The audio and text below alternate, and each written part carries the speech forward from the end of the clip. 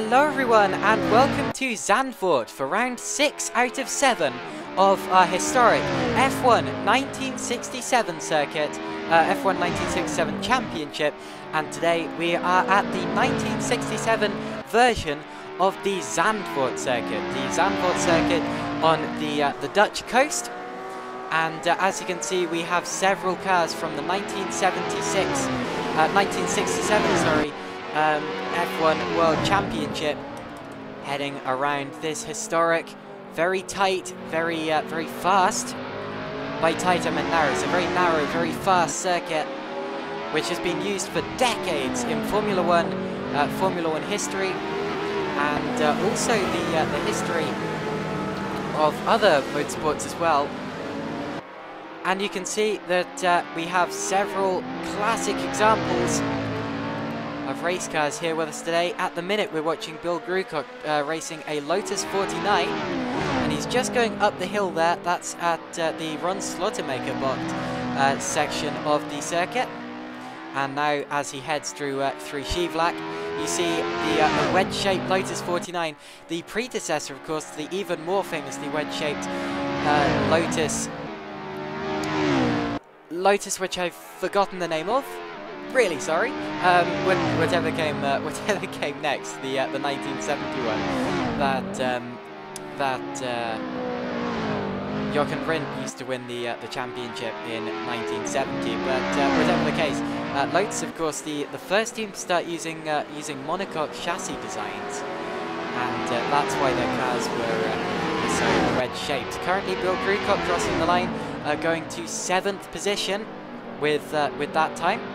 And now if we look further up the order, there's Laurent Lons, currently 2nd in the order, and Lons has some points to make up after last time around. He spun, remember, when fighting Fabrizio Ferrante over 2nd position in the race, and it's now Ferrante who is 2nd in the championship, from Lons in 3rd and Brown in 4th. And it's all about that fight for 2nd in the championship now, as Jukka Drug has already claimed the top spot in this championship. Here's Max Shepard demonstrating the Brabham. The Brabham, of course, was the car that won the championship in 1967. As you can see, the number 1 on the side of the car, showing that it also won the championship in 1966 with Jack Brabham behind the wheel. 67, Denny Holm was the driver who took the crown for the Brabham team. And Max Shepard here, obviously having a much better round than he has done the last couple of rounds, as he goes across the start-finish line, and actually doesn't cross the start-finish line because he heads back into the pit lane. He is in 8th position. Let's watch this track actually on board with Laurent Lons as we head towards the Tarzan Bocht, which is turn 1. It's a banked right-hander. Difficult to put the power down on the exit. And now you head up the hill towards the right-hander at Gerlach Bocht. High curve on the inside there and a high bank on the left, which you don't want to hit. This is the left-hander at Hugenholz Bocht. And then you head up the hill. The next really fast right-hander just coming up after this sweeping left, which is here, the blind Ron Slottermaker Bocht. Over the crest of the hill, massive bank on the inside. That's unfortunately where Ronnie Peterson lost his life. There's Schivlak. And then down the hill, or up the hill rather, towards Hodenvlak. We're using the really long version of the circuit today, unlike the shorter, twistier version that we use in the modern day. That's the Tunnel Oost. And now we have a heavy braking zone towards the Panorama Bocht. Not Panorama Bocht, but Panorama Bocht. And then this straight is Pullenweit. And then the Bosch Beat is the final corner, which we've just gone through. And then across the start-finish line to start another lap. And that lap there actually put Lons to 1st position with a 1:19.506. And you see just how tight and or just how narrow rather this track is in places, with grass and gravel and banks and hay bales right off to the side of the circuit, waiting to pounce. This is Phil Brown, currently 4th in the championship, and Brown is demonstrating the Ferrari. which didn't do that well, especially by Ferrari standards in 6-7. Getting 2 wheels over the grass there was Phil Brown. And I don't think this track is going to suit the Ferrari today, because the Ferrari had a very stiff suspension in relation to the other cars of its era. And that stiff suspension meant that it wasn't great for fast corners, as a big mistake there for Phil Brown. Puts him up into the bank, and also Lons goes off behind him. And somehow both of them survive without more damage. And they should be able to make it back to the pits. There's Martin McLoone in a Honda. The Honda had a very short wheelbase for cars of its era, meaning that it was very good on twisty circuits like Monaco, but not so great on faster circuits like this. We also have Eagles, including John Van der Geest's Eagle here. This is the car that Dan Gurney designed, and it was called the Eagle because of the front of the car looking very much like a beak. If you look at it when it comes over the hill, that front nose design looking very much like a beak. And also on track we do have the Cooper with Louis Dufour behind the wheel. That's a Cooper, a very rounded car, very cigar shaped, which isn't very popular between drivers here today. Fabrizio Ferrante now goes up into fourth position in the order. He's third in the championship, as Dufour there gets out of the way of Jaka Drug, who is on his way to what doesn't look like a good lap, and he might not get another chance actually at setting pole position here. He's going to get one more chance if he crosses the line. Yeah, he'll cross the line in time, and Jaka gets one more shot at a flying lap. There's Pierluigi Italia in the sole McLaren on the in the field today, getting punted from behind by Louis Dufour, and neither of them are going to get another opportunity as they go off into the bank. Here's a new driver in this championship today, Alessandro Sidi in the Eagle, who hasn't been around in this championship yet. Laurent Lons is actually in the pit lane, meaning he's not going to get another chance to set a flying lap. Matteo Santini goes to second place, only a couple of hundredths of a second off Laurent Lons, just missing out on pole position there as Max Shepard skates into the barrier there. Here's Fabrizio Ferrante, third in the championship, chasing down the higher order, attempting to get into the top three. Is he going to do it? As he exits the final corner, Ferrante crosses the line, and his timer is not ticking, but he does go, well, it must have been, I just couldn't see it. He does go to fourth position, jumping John Van der Geest, so an improvement from Ferrante there as more drivers come through. Here's Jaka Drug. He is the driver that I'm interested by in this session so far, as neither Lons nor Santini can go any faster now, meaning that Drug is the only driver who still has a chance of taking that pole position away. Here he comes across the start-finish line. Is it pole for Jaka Drug in the Lotus 49?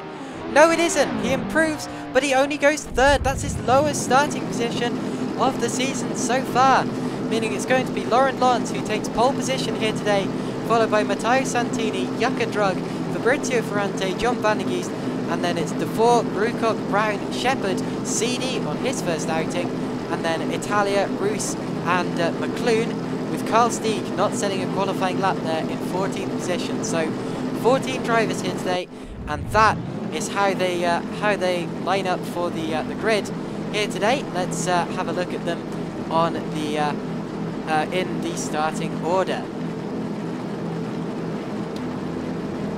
So hello to everyone joining us live. Andrew Williams says, hi, can you turn your mic up a little or turn the engine sound down a little? Yes, indeed I can. Let me just do that right away. There we go, that's more like it. Yeah, sorry about that.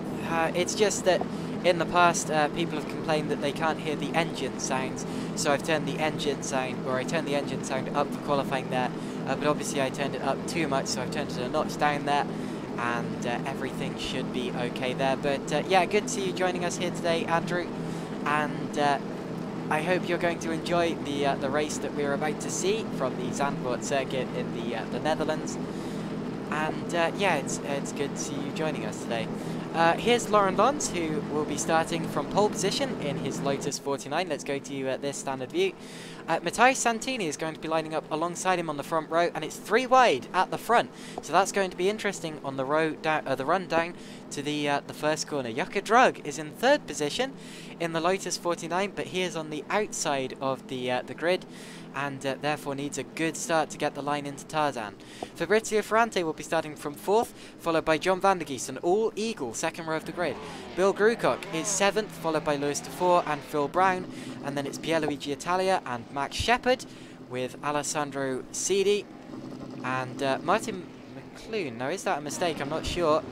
Jens Fries, Carl Stieg, ignore Caitlin Penny, that's me, I'm your commentator, Caitlin Penny, and that girl will be removed from the grid as soon as the race starts. Here come the lights, and the race is about to get underway now, and it's go for 45 minutes here at the Zandvoort circuit. Let's have a look to the head of the field if I can make it there, and indeed there we go. It's Laurent Lons who leads down into Tarzan, but he's got off. Laurent Lons misjudges his braking zone and runs off into the grass. Luckily, everyone seems to avoid him. Maybe a slight touch with Alessandro Sidi, but everyone has got through, and it's going to be Matteo Santini who leads the race, followed by Yuka Drug, then Fabrizio Ferrante, Bill Grucock and John van der Geest out through the Ron Schlottermaker box, and van der Geest there has got off into the grass, as has a Brabham, and that's got to be Max Shepard, as we only have one Brabham in the field. So Shepard having a poor start to this race and getting caught out. McClune has been involved in an incident as well as they crest the hill. Here's Ferrante coming under attack from Bill Grucock on the first lap of the race, out through the back end of the circuit, the part of the track that isn't used anymore in the more modern layout of the circuit. You see the massive, terrifying, bushy grass bank on the left-hand side, and the tiny barriers separating the massive crowds they always used to get here for the Dutch Grand Prix from the cars racing by. And at the end of the first lap, Santini crosses the timing beam, in 1st position, followed by Yuka Drug. The gap over a second, so a big lead there. Santini has pulled in just 1 lap, as Laurent Lons is now actually he's having a fight there with Sidi, who's gone off. So Sidi running off. I don't know whether there was contact or not, as off as well goes Jens Roos. So Tarzan boxed, appearing to be a particularly tricky corner here today. Meanwhile, John van der Geest has passed Bill Grucock for 4th position. So van der Geest passing Grucock, and a change of position there in the top 5, which is important seeing as only the top 6 actually score points in this league. Now, as for the fight for 2nd in the championship, Fabrizio Ferrante could claim it here today. He's 5 points ahead of Laurent Lons, meaning that if he's to claim the champion, or if he's to claim 2nd in the championship today, he needs to either come 2nd with Lons, either 6th or out of the points, or he needs to win with Lons in 5th place or lower. That's how it's going to 3rd place, sorry, or lower. So that's how it's going to work here today in terms of the fight for 2nd in the championship. Let's watch Lons now, as he's just passed Lewis Dufour, and Dufour is coming back at him at the end of this 2nd lap of the race, going to the outside of Tarzan boxed, and he's going off and into the barrier. So Lewis Dufour massively misjudging that. Has he got damage on the Cooper? Doesn't look like it, but yeah, he's got away really lightly with that one, as he just misjudged his braking zone and went straight on, as is so easy to do there. We've seen so many drivers making mistakes at the Tarzan box, appearing to be the accident black spot of the track today, and definitely a corner to look out for, a corner that the drivers just need to give extra margin of error for, possibly braking slightly early or keeping off that dirty part of the track. However, it is one of the only overtaking opportunities on the track, because although the circuit is very fast, it's also got many short kinks in it, preventing overtakes. And also another disadvantage of this circuit for overtaking is the fact that it's very narrow. The track, as you can see there, only really as wide as 3 or 4 cars through the final corner. And here is Bill Grucott coming under attack from Laurent Lons down the start-finish straight. Lons on the inside, the right-hand side, driver's right, towards Tarzan Bocht. And do they all make the corner? They do. So Lons has passed Grucott cleanly. I should also point out this is the only time of this series so far, if I remember correctly, that Yuka Drug has not been leading the race at 5 minutes in. So, a real revelation in this championship is Matteo Santini has taken the lead early on, and Santini, who only scored his first points and his first podium last time out at the Oostenrijk ring, has now suddenly come of age and has now suddenly started to really push. And if he could win this race, that would be a really, really good achievement for Matteo Santini. He's not in contention for second in the championship. That's between Ferrante, Lons and Brown, who are the 3 drivers who have been fighting for second in the championship pretty much the entire way through. Although Ferrante missed the first round as Van der Geest gets very out of shape. Van der Geest got very out of shape there over the grass, and lost out on 4th position there to Laurent Lons. So Lons up to 4th, Van der Geest down to 5th, and then Bill Grucott is following them intently, following them closely in that 6th position there. And a big lock-up from John Van der Geest into turn 1. Van der Geest really struggling with his car in the last couple of laps. Into the Ron Slotemaker box again. Bocht meaning corner, of course, in Dutch. And that was actually the Hugenholz box rather than Ron Slotemaker box, which is the one that they're going around now, the one with the big dirt and grass bank on the right-hand side. And with these open-wheeled Formula 1 cars, going up one of those banks was very, very dangerous indeed. And several drivers, I'm afraid, back in those days got caught out by that. Roger Williamson was killed here when he hit a bank and flipped upside down. And other drivers were injured here as well. I believe this was also the place that caught out Piers Courage rather. Has a tragic history, but so did all of Formula 1 back in that era. It was a really poor era for safety in Formula 1. But still spectacular looking cars, had a real gladiatorial feel about it back in those days. And you can see with every mistake that these drivers make, the cars just echoing doom around this circuit through the sand dunes and the grass banks. And that's why this type of car is much better to race on a simulator than in real life, because there's much less chance of a driver getting seriously injured. In fact, there's almost no chance of a driver getting seriously injured in sim racing. I've heard of drivers breaking wrists in the past through crashing violently and the force feedback on the wheel just flicking it around in their hands, but it's extremely rare. I've also heard of foot injuries from drivers' ankles slipping off the pedals. Oh, Santini's off! Santini's off! There's been an incident involving our leader. Matteo Santini has thrown it away. And we weren't watching him at the time. We don't know what happened to Matteo Santini, but he appears to be out of this race. He's in the pits, and it's all over for Matteo Santini. And if they can repair that car and get him back out into the race, he might still stand a chance of finishing. But that means that Yuka Drug is our race leader after 8 minutes of this race. And that is a disaster for Matteo Santini, who's just been inconsistent this year. He's had a lot of pace, but he's made so many mistakes. That's 3 out of 4 races he's entered that he's lost all by his own doing, I'm afraid.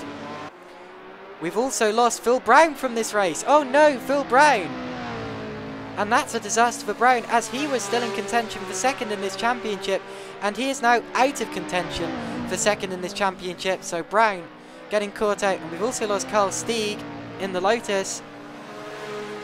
So several drivers being caught out, and I believe that Cedar Alessandro Sida has made a lengthy pit stop as he's a long way down there in 12th position.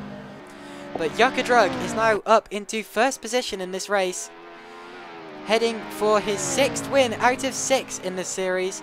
But it's too early to call because there are still over 35 minutes remaining in this race. Fabrizio Ferrante is 2nd now, and elevated up to the final podium place is John Van der Geest. Bill Groocock and Lewis de Vore are fighting over 4th and 5th, and then up into the points is Laurent Lons in 6th. Max Shepard is 7th, just outside of the points, followed by Pierluigi Italia, Martin McClune, Jens Roos, Alessandro Sidi, although Sidi's still technically behind Santini in the pits. Let's go to this fight between 4th and 5th. They're side by side there. And through into 4th place has gone Lewis de Vore. He's got the move, but Groocock tries to come back at him on the exit. And it doesn't pay off there. And that was the tight apex at Panorama Bocht. No, it wasn't. It was Tarzan. So, up the hill again. And it's de Vore now ahead of Groocock with Laurent Lons catching them fast. So Laurent Lons, who is in position to take 2nd position in the championship, or isn't actually, but would be if something was to happen to Ferrante, and needs to make up positions to avoid losing out dramatically to Ferrante in the championship. Here he goes to the inside of Groocock, but doesn't get the line. Remember that Lons actually qualified pole for this race and then went off at turn 1, which was a really big mistake for Laurent Lons, which has cost him a lot of points. He's now got back up into 5th position there on the exit of the final corner, and now he defends as they head towards Tarzan Bocht. Do they both get it stopped? That's always a worry when you go side by side into Tarzan Bocht. But it seems that Lons has got it slowed in time and has got past Bill Groocock for the top 5 position, 5th place. Now can Groocock stick with him as Lons goes in pursuit of Lewis de Vore a couple of seconds up the road. 1.3 seconds is the gap between de Vore and Lons at this point in time. If Groocock can stick behind Lons, stick in his slipstream and just stay with him, then if Lons gets into a fight with de Vore later on, maybe Groocock can pick up the pieces and go through the middle or up the inside of both of them. Often that's a tactic that following cars will use. They'll try to follow the car ahead of them through past the car that they're fighting. You often see that happening with lap cars as well, and it's so impressive when you see it done right.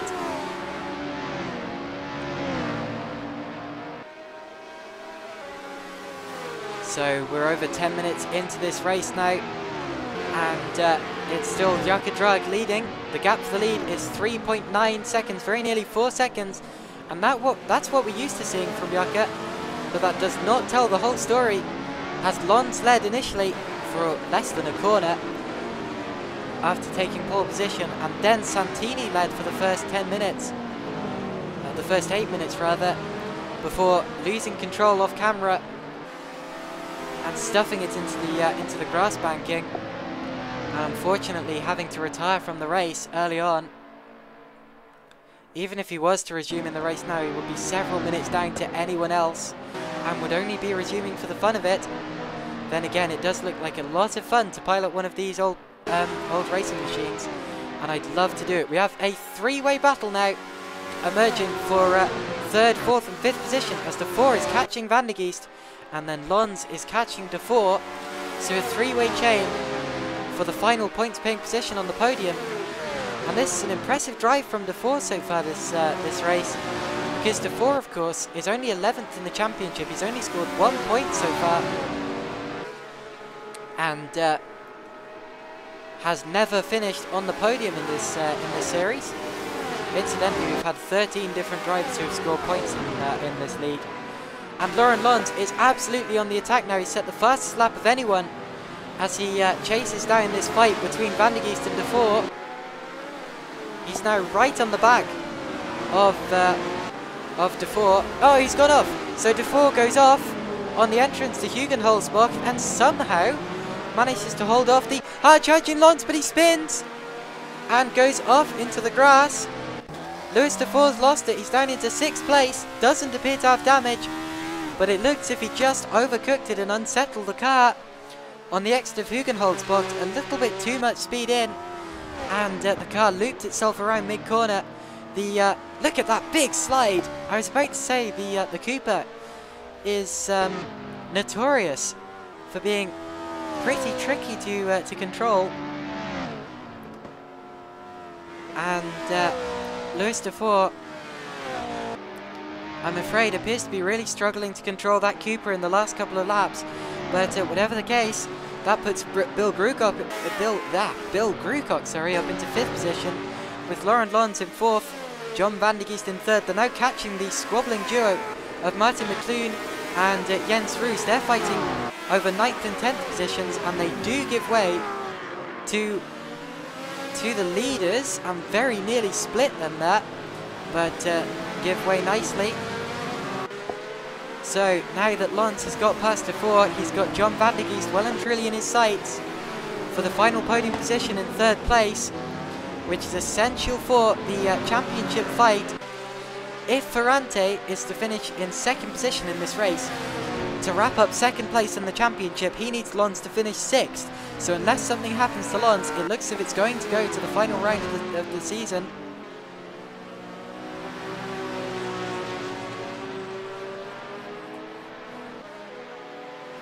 So down the back part of the circuit they go, with Van de Geest taking a slightly different line to Lons there. He seems to be going wider in, and Lons is tucked right under his gearbox as they exit.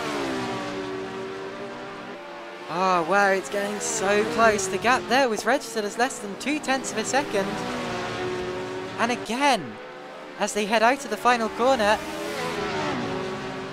and down the start-finish straight now, across the line they go,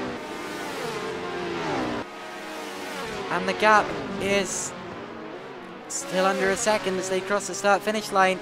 Lons dropped back a little bit there. It seems the Eagle is just blisteringly quick in a straight line. And as James Hunt once said, if you're going to make my car quick anywhere, make it quick on the straights, because that's where you overtake. So Lons struggling at the minute to overtake John Van de Geest because of that superior straight line speed on the Eagle.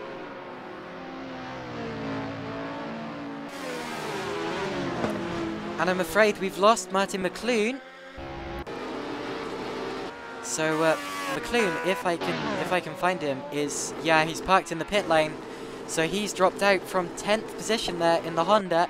He wasn't on course for points, but anyway, it's a shame. There's CD getting lapped, and there is Lons and Van de Geest quickly approaching Alessandro CD.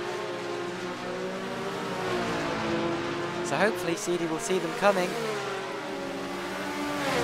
Down the final straight. That final corner now is a lot closer to the start-finish line than it was back in those days, and it's called the Ari Lyondike block. As to the inside now, Laurent Lons outbrakes John Van de Geest. He slipstreams his way past him on the start-finish straight and gets up into 3rd position. A great clean move there from Laurent Lons. He got the slipstream. He got the run out of the final corner and catapulted his way past John Van de Geest there in the Eagle. Someone else went into the pits. I think it was Alessandro Sidi who went through the pits to avoid the fighting duo of Lons and Van de Geest. And there are Lons and Van de Geest having swapped positions for the final place on the podium. And that now means that if they are to finish as they are now, after this round,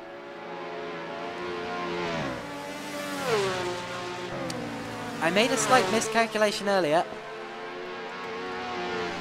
It seems that now let me find this just to be sure. If Ferrante is to win this race, to claim second place in the championship this time out, he would only need Laurent Lons third or lower. And if he was to finish second, as is projected now, he would need Lons to finish fifth or lower. And if he was to finish in third place, he could claim it if Lons did not score any points. So at the minute, Lons is set to keep the championship alive, but only just, as they would head into the final round of the championship, separated by 7 points. You get 9 for a win, meaning that Lons would need to win the next round with Ferrante outside of the points. So in terms of the championship, of course, Yucca Drug has already been proclaimed champion after a fantastic drive in the first 5 rounds of the season to 100% the league so far. Second place in the championship is between Ferrante and Lons. Of course, that is with Phil Brown's retirement earlier in this race. Let's watch Yucca Drug as he laps in all by himself at the head of the field. We've now done 20 minutes of this race so far, and Drug leads by 6.2 seconds. A really decent lead there from Yucca Drug, as we have now completely lost Martin McLuhan. He's disconnected from the server, meaning we have 10 cars remaining. You'll notice that CD is in 11th place, but that's because he hasn't passed the point where McLean got to yet. So Yucca Drug continues to lap at the head of the field. The Lotus 49, of course, won as many races as the Brabham that won the championship that year. But the difference was it was less consistent, had a couple of mechanical failures, which cost Jim Clark the championship. Clark was classified as second in the championship in '67, having suffered a couple of mechanical failures. The Brabham that won it was piloted by Denny Holm and Jack Brabham himself, of course, who owned the team. Must be quite something to win the championship in your own car. It's only been done once, but yeah. I should correct myself. Jim Clark was actually classified as third in the championship in '67, despite winning more races than anyone else. He won 4, whereas Holm and Brabham won 2 each.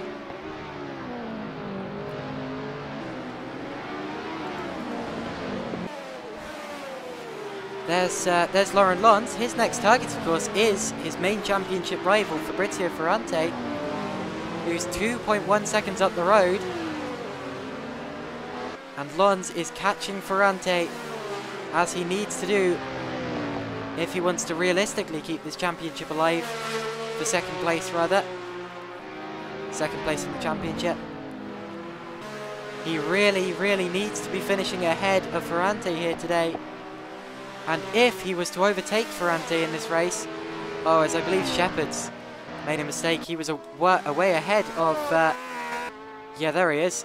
He was away ahead of Italia, and now he's dropped a long way behind him. And is there damage on the Brabham? There doesn't appear to be, but yeah, he's dropped a long way behind Pierluigi Italia, who I can't seem to find. Well, there he is, about to be lapped. So Shepherd indeed dropping a long way behind there, and maybe had to make a pit stop, although I didn't see it, if he did.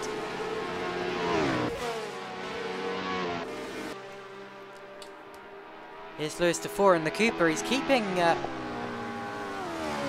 in fact, was he ahead of Gruber? Ah, no, never mind. He spun, didn't he? Yeah, that's true. And he's now catching back up to Grukop, but that mistake's not going to help, as he went over the inside curb there on the entrance to Tarzan Bocht. Big mistake there for Lewis de Four, but he seems to have got away with it relatively nicely.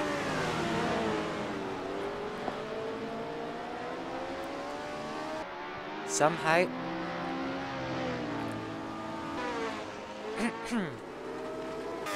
Sorry. Pierluigi Italia running in the middle of nowhere, has everyone behind him Oh, getting over the over the grass bank there. Seems that everyone behind him has had some sort of incident, as CD is now in the pit, so I believe we may have lost CD. This is proving to be... There is Alessandro CD in the pits in his Eagle. It's proving to be a bit of a race for attrition. As look how close Lons has got now to the back of Ferrante. He's catching him at a rate of about a second per lap here. But yeah, this is proving to be quite a race for attrition so far. We've lost Phil Brown, we've lost Carl Stieg, we've lost Matteo Santini, we've lost Martin McLoone, and now we've lost Alessandro CD as well. Here comes Laurent Lons attacking Fabrizio Ferrante. He's been chasing him down. And these are the two drivers fighting for second in the championship. This is the battle, effectively, for second in the championship. If Lons is to beat Ferrante here, they'll go into the final race of the championship separated by just 3 points. That is, if they finish second and third with Lons ahead. But if they finish second and third with Ferrante ahead, they will go into the final round with 7 points separating them, with Ferrante ahead. Lons, of course, could take second in the championship here today. He couldn't claim it, but he could take it if he was to finish at least 4 points ahead, or over 4 points ahead, rather, of Fabrizio Ferrante.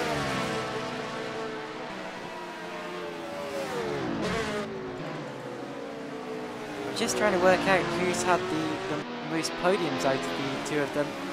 That is, of course, Fabrizio Ferrante. And they're side by side now, heading out to the final corner, with Lons on the driver's right as they head down towards Tarzan Bocht. It's a difficult braking zone for Fabrizio Ferrante.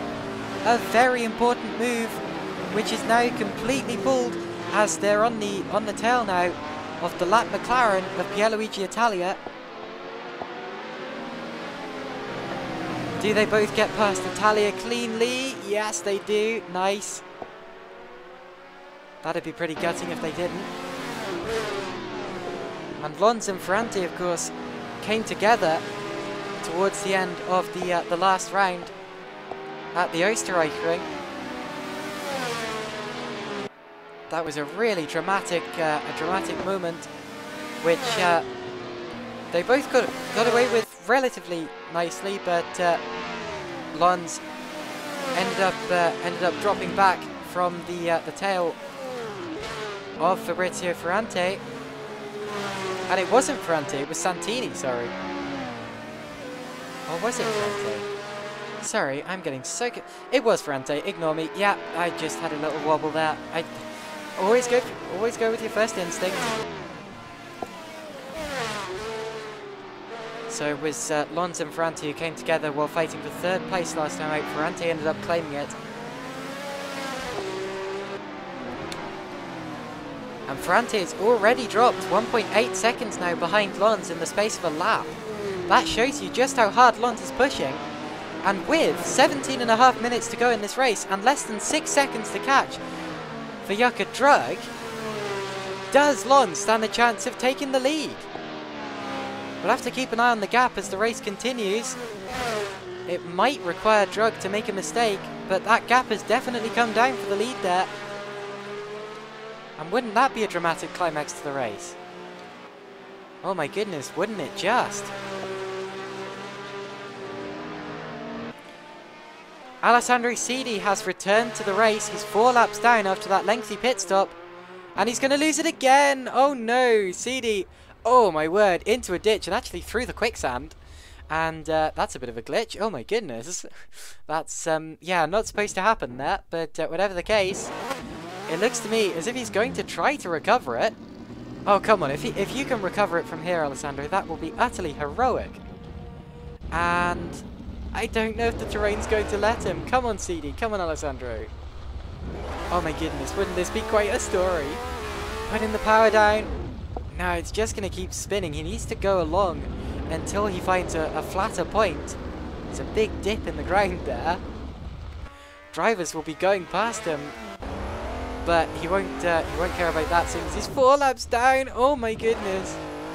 He probably should just retire it to the pits, but oh my goodness.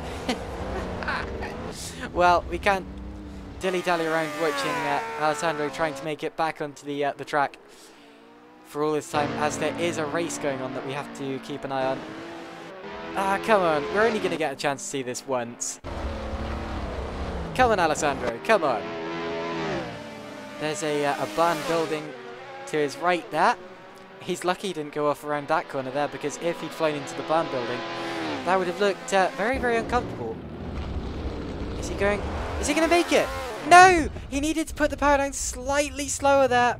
Come on. Yes! Yes! He's done it! Alessandro Sidi has made it back onto the racetrack in an utterly brilliant bit of recovery driving. Oh my word! Round of applause for Alessandro Sidi.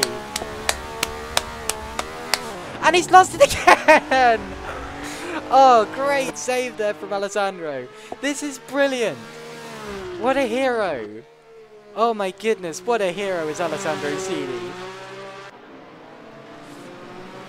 Oh, I hope he watches this back. Well done, Alessandro. That's enough entertainment to last us a whole series, I should expect. And I didn't expect, when I woke up today, to be commentating on some kind of Icelandic hill climb championship rather than a Formula 1 1967 league. But yeah, whatever the case, brilliant. Brilliant piece of recovery driving. Jukka Drug still leading us with 15 minutes to go. The gap between first and second is remaining relatively stagnant, as it has done over the past couple of laps.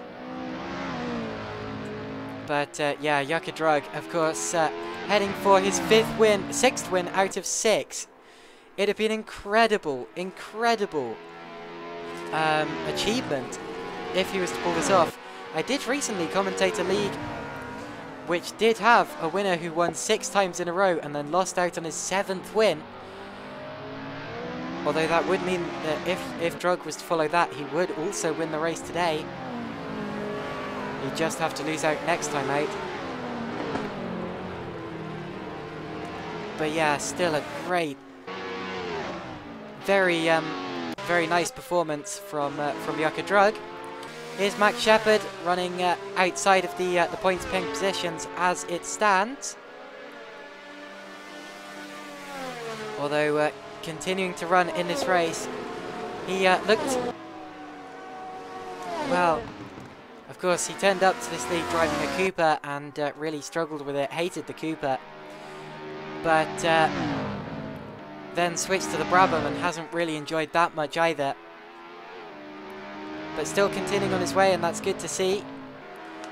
And if he turns up for the final round at the Feldberg Ring, hopefully he'll have a better round there. It'd be a great story if he could end up scoring some points from that. But no pressure for Mac there, because yeah, I understand that he really hasn't been having a great time with these cars so far this season. As Jukka Drug completes another lap out in front. It'd be horrendous to see Jukka in your mirrors as a slower driver. It'd be like seeing the Dayglow McLaren of Ayrton Senna back in the day. Martin Brundle said he always used to roll his eyes in his helmet and go, "Oh no, here he comes again!" There goes Pierluigi Italia, and Italia there had a real chance, or has a real chance of scoring points. Oh my word! And Max Shepard has to go off in avoidance. Pretty poor bit of recovery driving there from Pierluigi Italia, who now gets hit from behind. And that was Alessandro Sidi, who is several laps down, who just appeared to run into the back of him. So initially, Italia had a pretty unsafe rejoin to almost collect Max Shepard. And then it seems that Sidi just ran into the back of him, and Italia now makes a pit stop. Is Sidi going to have to do the same thing? Yes, he is, and it seems that Sidi is going to know this pit lane. Oh, well, it's a good job there. It's a good job that the hitboxes aren't activated in the pit lane. But yeah, Sidi is going to know this pit lane better than his car by the end of this race. Jens Roos up into 8th position now. I should point out that if something happens to one of the top 6, that does put Max Shepard into contention for a point. And Italia was in contention for that point, but he's now not going to be. He's continuing in the race, but a long way down. There he is, and he's coming just behind Seedy, who luckily gives way to him this time. And Yucca Drug is just about to catch Jens Roos to lap him, actually, as they go up the hill towards Ron Slottermacherbocht. Ten minutes to go, and 5 seconds is the gap for the lead, so it is coming down, but too slowly. Lons needs to gain 2 seconds, or needs to gain a second every 2 minutes, rather. Actually, that's not unassailable, as Drug there gets past Jens Roos nicely and safely. There's Lewis de Vore through the final corner. Jens Roos still running ahead of Laurent Lons there. Pierre-Louis Jutta, oh, Seedy going off again. Oh no, and is he going to collect Van der Geest? Luckily Van der Geest gets through safely, but that would have got his heart racing, as Seedy's now stuck in the bank. Seems to be slightly levitating there. That's an interesting levitating car there. We've seen him partaking in... Oh my word, Seedy's had quite a race. We've seen him partaking in some Icelandic hill climb. We've seen him having an incident with a car a couple of laps ahead. We've seen him very nearly taking out John Van der Geest just then, but luckily Van der Geest got away with it. Yeah, eventful race there for Alessandro Seedy.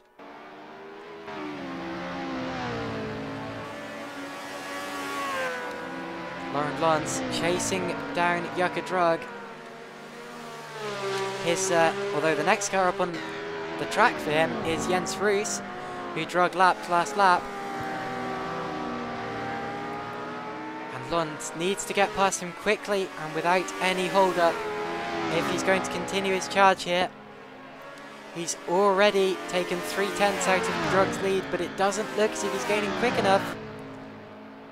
Oh, and he has to... Oh, he's going to lose time from that, as he has to duck out from behind Roos, who was on the racing line, and he goes over 2 wheels over the grass, and he's lost a second in that. So Lons there losing out.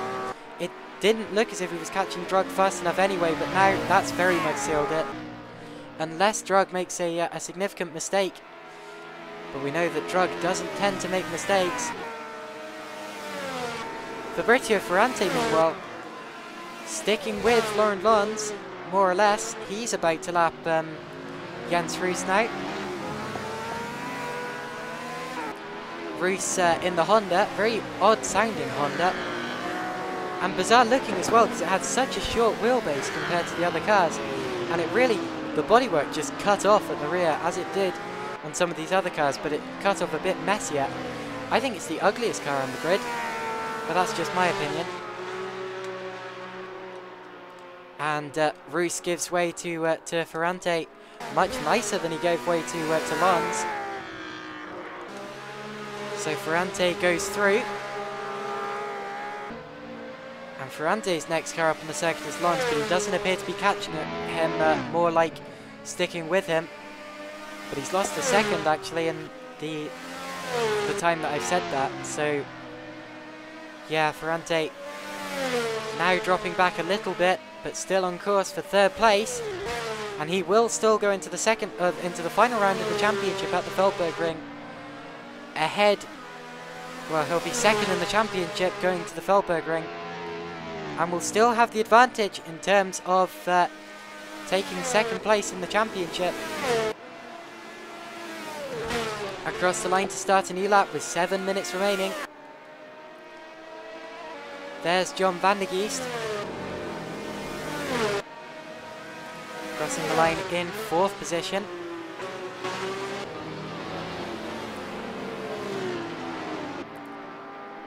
Laurent Lons heads up the hill towards Ron Schlottermacherbocht.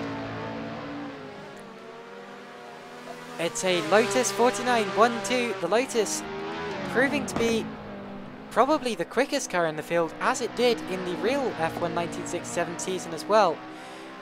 As I said earlier, the only reason that it didn't win the championship was due to poor reliability.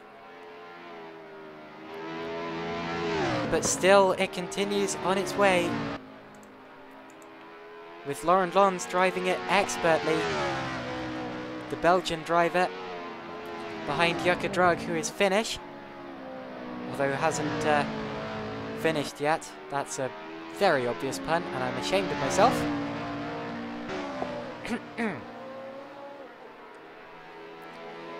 Completing another lap. It's going to be another lap in the 120s. The fastest lap of the race, I think, was a 120.1 set earlier on by Laurent Lons. Lewis de Vore, actually, the last driver on the lead lap of the race, in 6th position. Also in the final points-paying position, which will be just his 2nd points-paying finish of the season. I believe his first one was at our very first race, in fact, back at the Highland Circuit. Let me check that. Yeah, indeed, he finished 6th at the Highland Circuit. And he's the only driver who's run the Cooper throughout the whole series.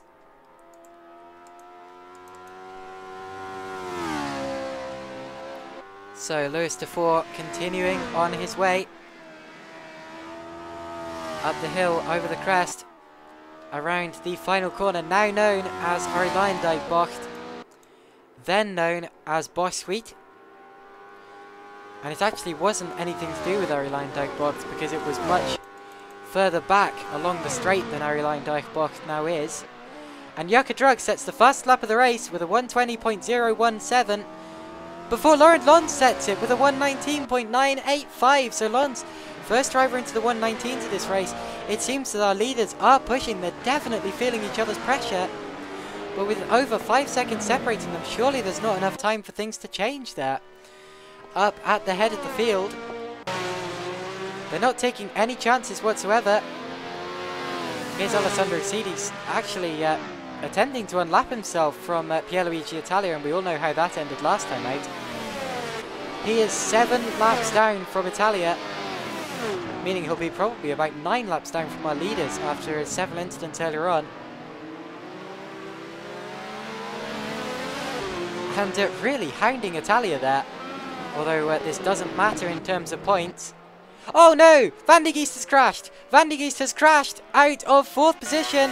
His wheels are completely mangled, and surely that's race over for John Van de Geest. He's trying to recover it, but he's just spinning about on the racing line. And who's that that's collected him? That was Bill Grewcock in 4th place. So Bill Grewcock has collected John Van de Geest. Oh, Sidi and Italia get caught up behind Grewcock. What a mess! Sidi very nearly losing it. And Van de Geest is now out of this race in the final couple of minutes. That's a huge shame. I just caught up with his car as he was sandwiched against the barrier on his side. A huge crash for John Van de Geest, who's put him out of points contention in the final couple of minutes of the race. That's going to put Max Shepard up into 6th place when he goes through that, on his way to a well-deserved 6th place finish and a single point. And that's going to put oh, Sidi's been off again. That's going to put Bill Grewcock up into 4th. It's going to put Lewis de Vore, if I can find him, there he is, up into 5th. That is, unless Van de Geest can make it out to the pits and in the next 2 minutes, he'll be trying to get his car mended. And if he can get it out in the next 2 minutes, he might still have a chance of points. But it's unlikely. Just 2 minutes remaining in this race. Oh my goodness. What drama we've witnessed here.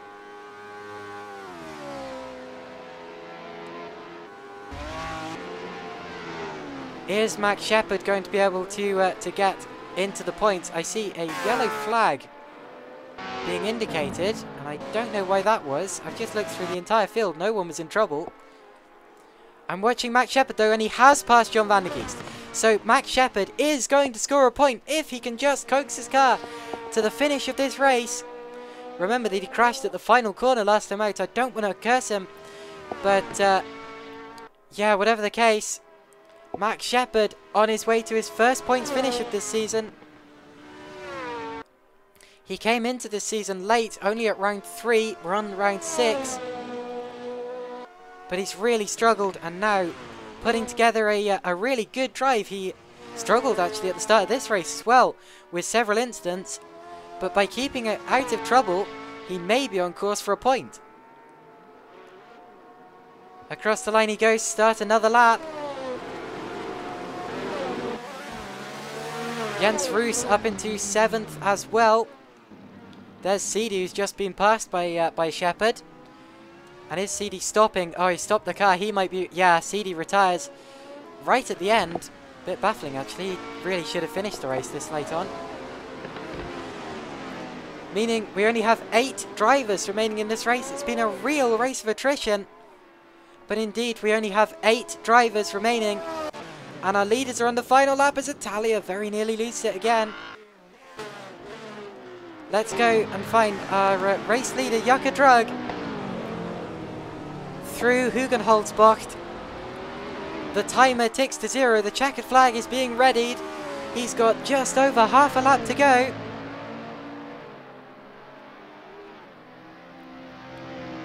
What a race this has been. It's been a race of attrition. It's been a race of drama. And Jukka Drug, although he's going to win it by over 5 seconds, really needed to work for this win. First of all, Laurent Lons led, then he went off. Then Matteo Santini led, then he went off. And Drug has been the only driver who's managed to keep it clean at the front of the field. And as a result, is on his way to yet another well-deserved victory. His 6th win from 6. Jukka Drug keeps his streak alive. It's 100% for Jukka Drug. Out of the final corner and across the line. Jukka Drug wins again. A well-deserved drive from a well-deserved champion. Fantastic. Jukka Drug has won. Laurent Lons is 2nd. Great recovery drive from him after his off at the first corner. Fabrizio Ferrante takes our final podium position in 3rd place. He's still 2nd in the championship, heading into the final round next week. Bill Grucock is going to finish 4th, which I believe will be his best finish of the season, or at least will equal his best result of the season. Grucock out of the final corner, and he is about to cross the line in 4th position. There he goes. And 3 of the top 4 are Lotuses. Oh no, CD, well, he continued in the race, but he's heavily damaged. Max Shepard is going to score a point. Here he comes in 6th place. There he goes. Fantastic race from Max Shepard. Not a great start, but he recovered it, and recovered it well. Looks like CD's still running. Oh my goodness, how is he driving that? Sometimes these cars appear to be quite glitchy with their wheels. Whatever the case, CD somehow crosses the start finish. Oh my word, crashes across the start finish line. And our final points paying position in 5th place might not be claimed by Defour. He's run out of fuel. Now I think it will still go the way of Defour, because although he's run out of fuel, he's still a lap ahead of Max Shepard in 6th, meaning I think Defour is going to still claim 5th position. He might just about coast it across the start-finish line. Come on, Lewis. You can do it. Just needs to keep the car running and hope that he doesn't get timed out. But yeah, what a race that was. That's been my favourite race of the season so far. Such a dramatic race the whole way through as cars try to pit behind Defour. And Defour is going to cross the line, I think. That's 2 points for 5th place if he can make it. There he goes. Lewis Defour crosses the line. Despite a miscalculation putting him out of fuel on the final lap, and returns to his pit box. So Jukka Drug has won, followed by Lons, Ferrante, Grucock, Defour, Shepard, Roos, Italia, Van der Geest, CD, McClune, Santini, Stieg and Brown. That's the lot from today. Thank you so much for joining us, everyone in the YouTube chat. What a fantastic race we've just witnessed. And yeah, we will see you next time out from the Feldberg Ring in just a week's time. It's going to be the season finale. Do not miss it. I will see you then. Good night.